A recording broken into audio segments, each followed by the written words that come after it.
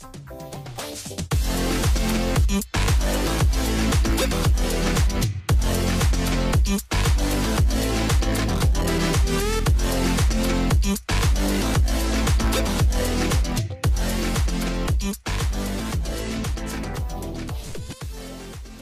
Hatchlings, it's Dragonfeather, and welcome back to Witch to Watch, the series where I interview witches within our community, both new, up-and-coming, ones you may never have heard of, as well as the ones we know and love, to showcase the magical, wonderful variety of our community, and also to get to learn a little bit more about the witches around us, and learn a little bit about magic from their eyes. With that being said, episode 3 is all about a new creator I have recently discovered. Her name is Anya Esma, and I am absolutely in love with her channel. Her aesthetic is gorgeous and her editing is supreme. She is a very high quality content creator and definitely deserves more subs than she has. I'm quite surprised that I haven't found her before, but ever since I have found her videos, I have truly fallen in love. She has a very interesting take on her magic, and she has really good, helpful videos not only for lifestyle and spirituality, but also for exploring the path of witchcraft. She's really awesome, and I am super excited to have her on the show for this episode. It has been a long time coming, so I'm very, very excited to introduce Anya Esma. Hey Azura, hey Hatchlings. I'm so happy to be the first one in this beautiful series in 2019, and I'm really grateful that I can tell you something about myself today and just give you a little glimpse of my practice and my being. I'm ready for some questions. So with that being said, let us jump right on into the questions. Got my notes, so I'm on top of my shit, guys. Question number 1. What is your magical name, channel name, and what are the basics and focus of your craft? What type of witch do you identify as, and how long have you been practicing? My name is Anya Esma, and if I had to give myself a label, I would be a solitary pagan witch with an eclectic background. I dabble in a lot of different philosophies, systems of knowledge, and paradigms, and try to sort of combine them magically into my practice. And I would say that in general, my practice is sort of based on 2 pillars. One is the experiential part, which of course in witchcraft is very, very essential. And the other is the studying part.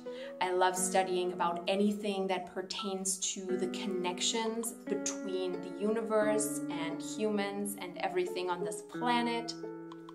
I'm a great believer in systems of universal wisdom and universal knowledge, and studying about, for example, astrology and witchcraft, magic, alchemy, all of this together for me is sort of my practice, kind of taking what I need from all of the different aspects of this magical world and then unifying it in order to explore myself and the connections that I have to this universe and this world. In my practice and the experiential part, if you want to call it that, I am mostly focusing on meditation, journaling, shadow work, which means I work with my psyche quite a lot and my mind, but I also connect with the seasons and the lunar phases in order to give my life more of a purpose and more of a meaningful feeling, if you know what I mean. And exploring my craft on this experiential level and this knowledge-based level is really the core, the spiritual core of my practice. Through meditation, through astral travel, through tarot, which is basically the most central tool of my practice a lot of the time, but also through simply paying mind to the magical occurrences around me. The second part of the first question is, what type of witch do you identify as, and how long have you been practicing?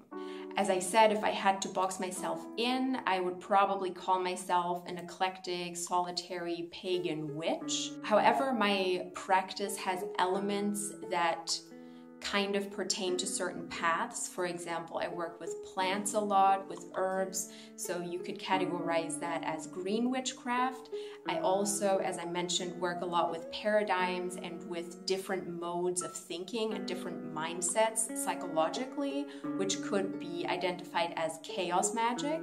So I feel like there are quite a few paths that I am more drawn to than others. And Wicca and paganism will always have a very special place in my heart. Even though I do not consider myself a Wiccan anymore, that was the religion or the belief that sort of brought me back and helped me reconnect with a part that I had sort of forgotten about myself. And this relates back to how I started witchcraft. I feel like ever since I was a child, I know so many people say this, but I think that is because as children we are so much more magically connected. Even as a child, I would imagine that I have psychokinetic powers, especially after watching the Star Wars movies, and I would just have these magical modes of thinking that I could change the world with my mind. For example, if I was outside in the cold, I would try and construct a shield of warmth around me to keep myself warm. So I think I have always operated on that belief that I can influence the world with my mind. And that is really the magician's mindset, that you can use your mind to bring about change. Not to mention that my mother has also worked with tarot all my life, which means that she drew a daily card every single day. She worked with the Crowley Tarot, and that is why I was also entrenched in sort of wisdom teachings and dabbling in astrology and occultism and tarot a little bit all my life. I was sort of surrounded by it, even though my mother wasn't a full-blown witch. Then in the beginning of 2017, I started really reconnecting with my craft because I moved out of my house that I had been living in all my life. And I noticed that some part of me was missing, that I was trying to reconnect with. And through the experience of nature and Wiccan belief, I was sort of led on this path of witchcraft and magical thinking that I really needed to reconnect myself with in order to feel fulfilled again and to feel happy again. And I'm sure a lot of you as witches also know that it just has an effect on your psyche, on your mental health, and it gives life more meaning, which is basically the essence of my craft. So the next question is, why did you start a witchy YouTube channel, and what are your top 5 favorite videos you have created? Don't forget you can find all of her top 5 favorite videos linked down below for you. In the beginning, it was definitely a part of me reconnecting with those parts of myself from my childhood and getting back into the magical thinking. And most of all, I wanted to share my tarot journey and kind of give people pointers as to how they can read tarot, how tarot is more than a tool for divination.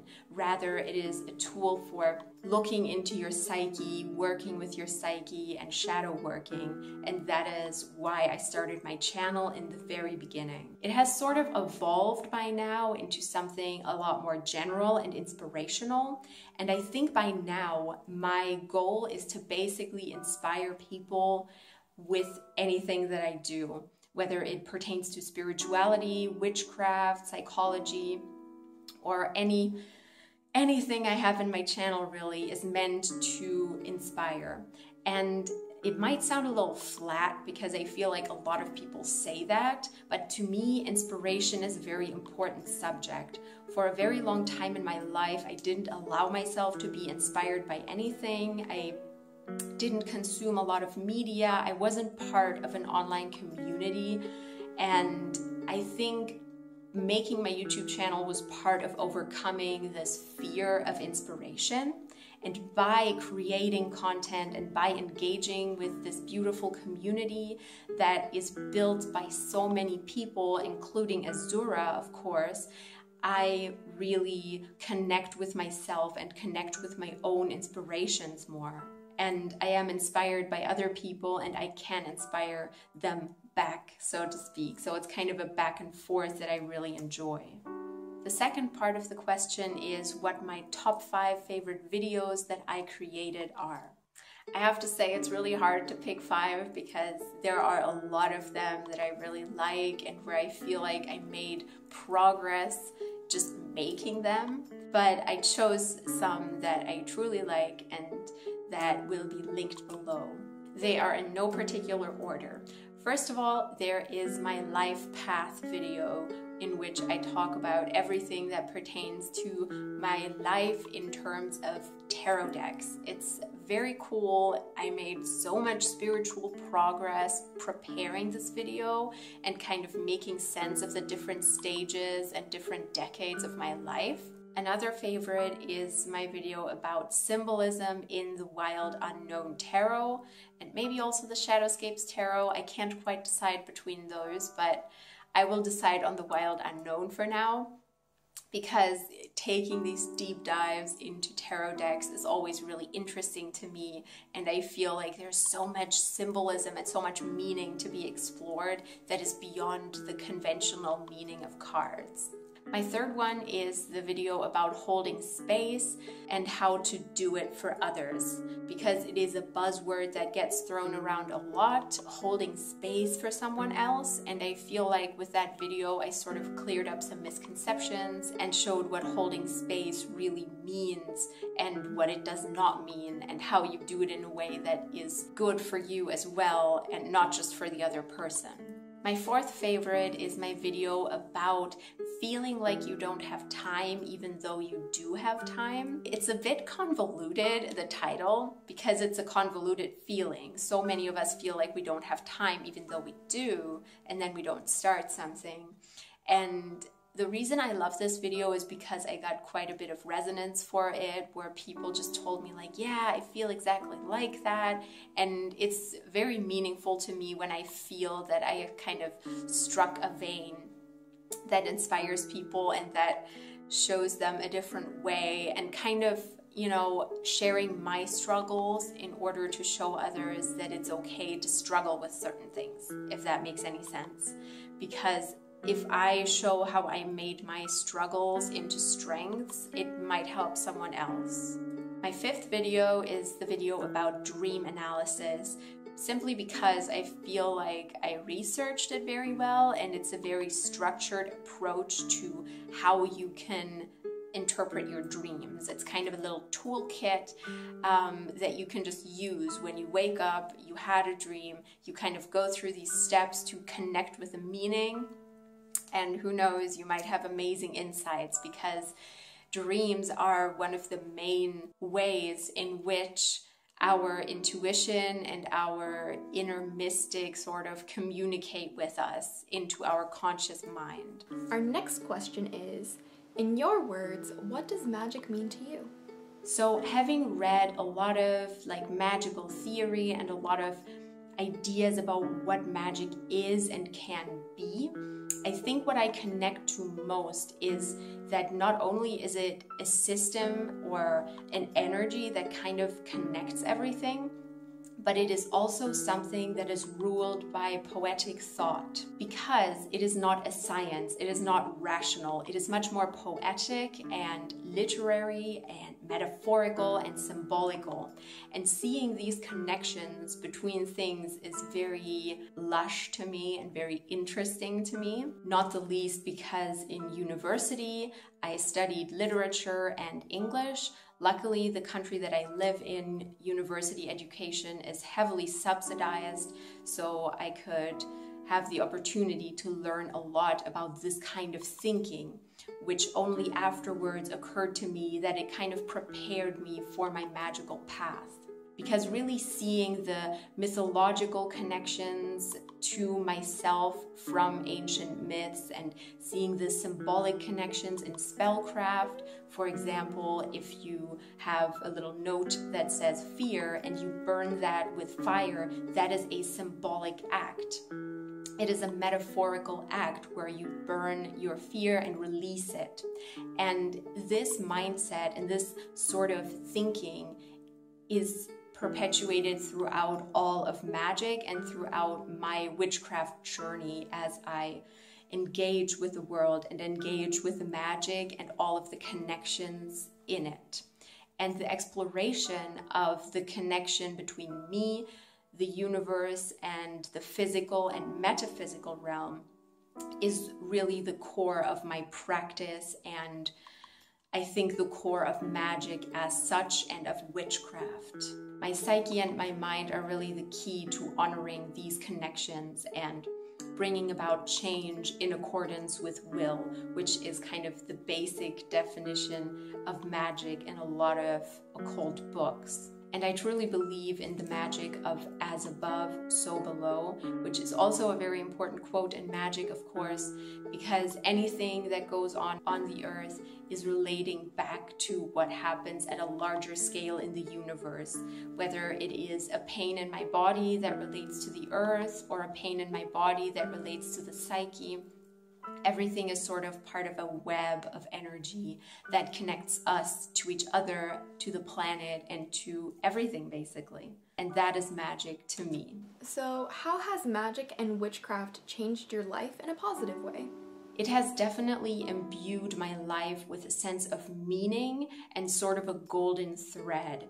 It is the thinking that kind of makes my life more livable in a way, as dramatic as that sounds, because the sense of conscious empowerment that we can draw from magic and witchcraft is so important and so meaningful, especially if you have mental health issues or any sort of issue in your life, really, because taking a different perspective on it and kind of changing your mode of thinking and your mindset is what is going to make all the difference. At least it does for me.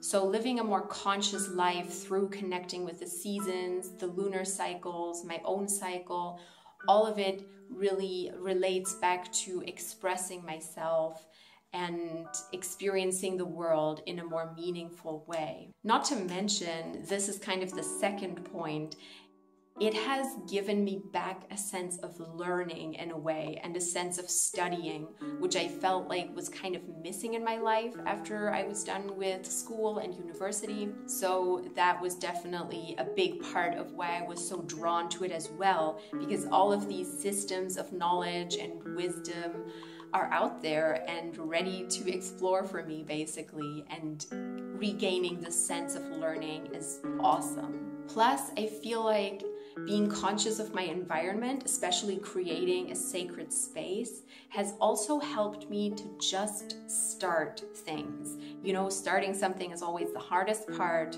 at least for me, and I know a lot of others who say this.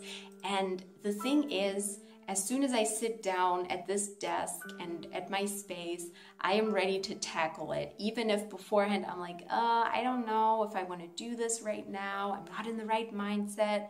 As soon as I sit down, I'm kind of ready to go. And of course, that's not always the case. I'm not a perfect person who can work permanently and efficiently. I want to stress that. But the sense of self-acceptance if I do fail at something or if I can't get something done, and self-forgiveness is also a big part of what has drawn me to witchcraft, because I think it's sort of related psychologically, that you just accept yourself the way you are, but at the same time improve yourself in the areas where you have power and where you have agency. Next is, what is your favorite memory with magic and witchcraft?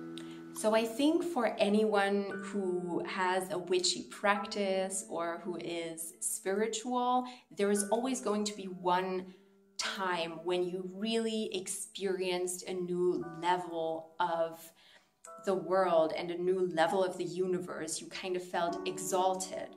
It's like a new glimpse of something inexplicable and the next stage of your being, of your craft.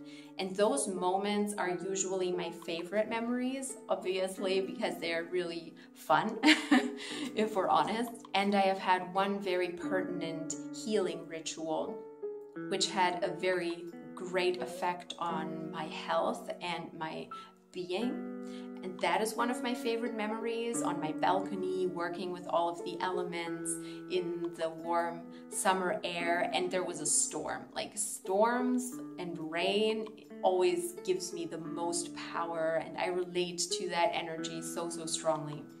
So that was one of my favorites, but I think my very favorite amongst the many tarot moments that I had where I experienced the power of my own mind, but also of tarot, was when I did a mandala tarot spread. It's not a spread as such because it has no fixed positions. You simply lie the cards down, either in a circle or in a pattern that seems appealing to you, and then you start interpreting. At first, when you see it, you're like, oh God, there's way too many cards, I cannot make sense of it. But then as I looked at it more and engaged with it, it was this incredible sense of inner knowing that there was, you know, a part about my past, a part about my future, a part about my inner being, all in this tarot spread.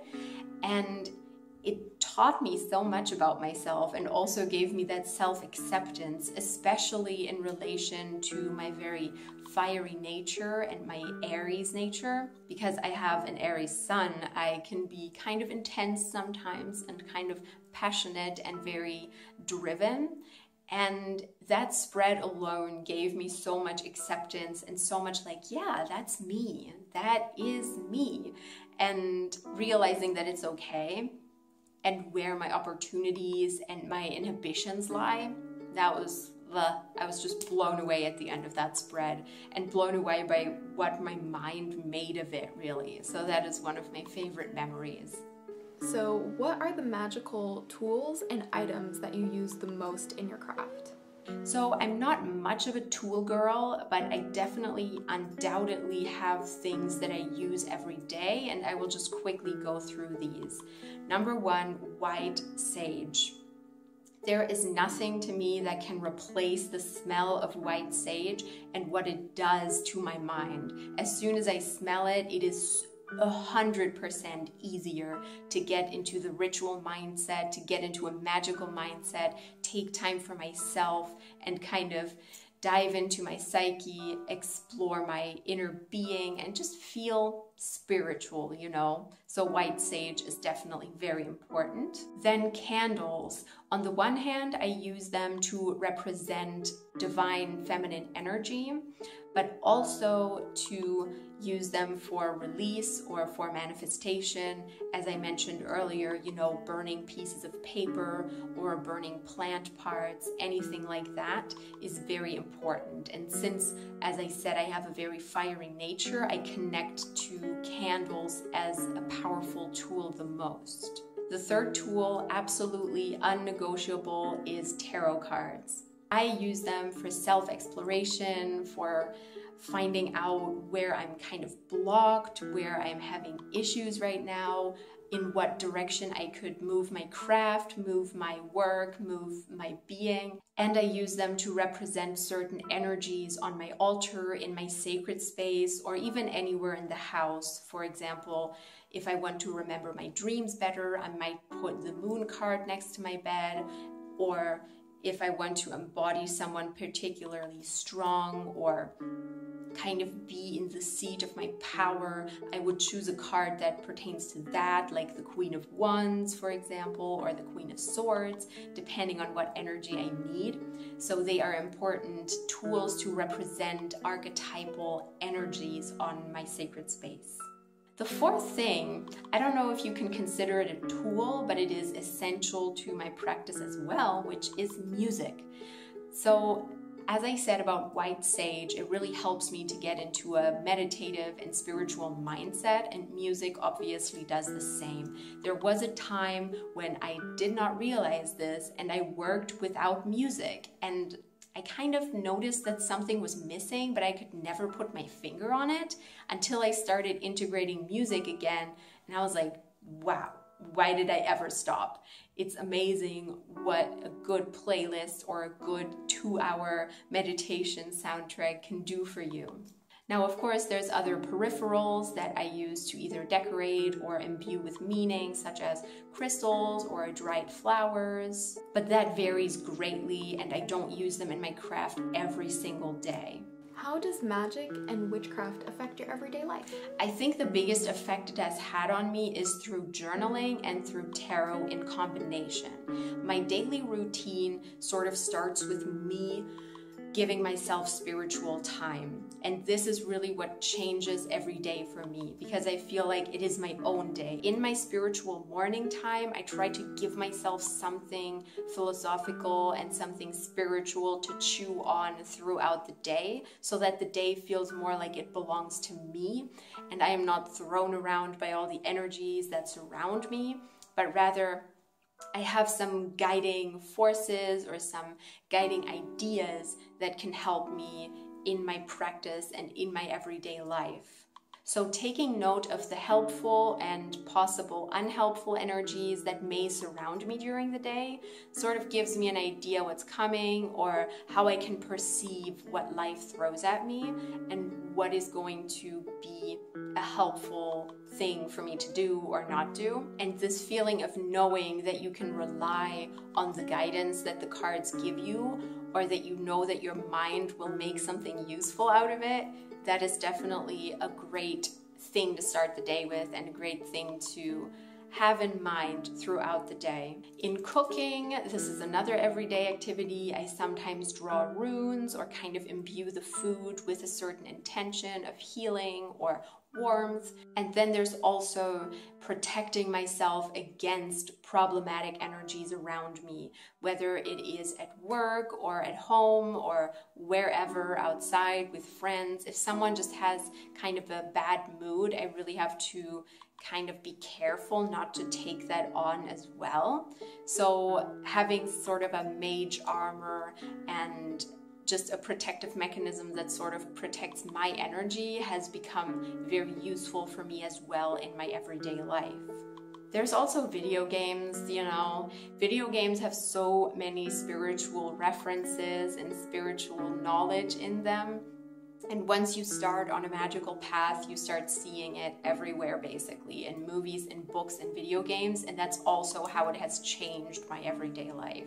Plus, it has made me more aware that if I really perceive and stay open and open my mind and open my heart, I can see things and I can perceive things that will help me and that will inspire me, if you know what I mean.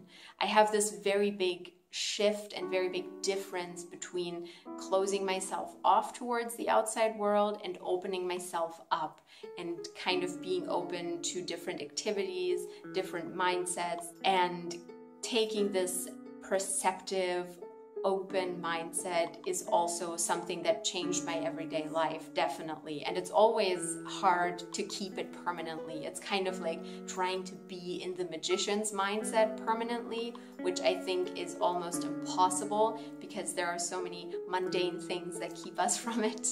But yes, I think it definitely changes my perspective on my everyday life. So many of us learning how to practice the craft, we have to go through a lot of trial and error. So what's one thing you wish you knew when first starting out? And what advice could you give or would you give to brand new witchlings? So I want to preface this by saying that this is my own perspective. I am a solitary witch. If I was in a coven, if I was a Wiccan, this would probably be very different, vastly different. But I am a solitary pagan witch, and that is where I speak from. I think that a lot of people who start on a witchy or a spiritual path sometimes don't see the immense opportunity that lies in just imbuing the things that you do anyway with magic and with spirituality and witchcraft. And what I mean by that is sort of what I said earlier. You start seeing all the connections, whether you play video games, read a book, watch a movie, talk to a friend. Suddenly you start seeing all of these energetic connections between everything and symbolical connections or alignments. And I think acknowledging that witchcraft and magic are not an escape from your everyday life that is mundane and boring, but rather they are sort of a different mindset and a different visor that you can wear on a daily basis is very important and very lush and potent. So expanding your magical view, for example, works if you look at what you already do anyway, whether it's cooking or You know, playing video games, reading books, I'm repeating myself here, anything, any activity, or going to the gym that you already do and love, try and find the magic in that. For example, if you are growing a plant from a seed, you could imbue that seed with your intention and sort of make it a magical act to grow this plant, which is something you would have done anyway, growing the plant, I mean, but now it also has a magical meaning. And taking these things that you do anyway and filling them with magic, I think, is the biggest advice that I can give to beginners, because a lot of the time it feels like you enter into this different realm and it is separate from your normal, mundane muggle life. But that's not quite it, because magic really is everywhere and in everything. Another thing that I think is very important is that there's always going to be points when you feel uninspired, when the first excitement of getting into the craft is sort of wearing off and you sort of feel empty or like it's not right for you. Don't be discouraged by this. Don't just say, maybe this path isn't for me after all. No, just accept that, forgive yourself, and find something that lights you on fire again. Find what works for you and the routines that you have to change, the magic that you have to perceive around you. There's a billion ways to re-inspire yourself and to get out of a spiritual rut. And lastly, what is an interesting fact about you and your craft that your viewers may not know? So I've never really mentioned this on my channel, but I kind of mentioned it in these questions, where I am very video game focused because they have always been around all of my life, whether it's Zelda, Shadow of the Colossus, Bayonetta, Devil May Cry. So many video games have influenced my growth, and that is why on my altar I also have a Dragonair, which my beautiful husband drew for me.